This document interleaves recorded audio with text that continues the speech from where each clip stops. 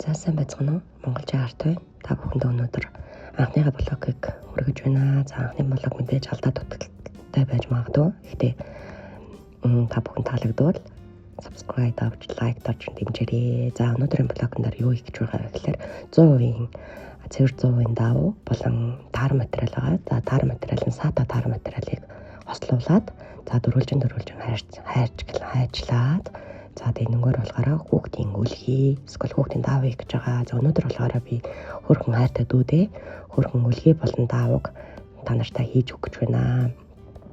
Хийж өгж байгааг харуулна. За ингээд эхлээд мэдээж хэрэг дөрвөлжин хайжилсан сата даавга голчилж байгаад булан хэсгийг нь болохоор дандаа энэ сата таар материалыг оруулсан байгаа. За тэгээд энэ маань болохоор бүгдийг нь дөрвөлжин хайжлаад өрөөд за тэгээд яг юу болж байгаа вэ гэхээр хүүхдийн үлгий болон хүнжил болж байгаамаа. Тэгээд та бүхэн цаашдаа Монголчууд арт миний блогыг дэмжиж за тэгээд илүү сонирхолтой зүйлүүдийг үзэх боломжтой.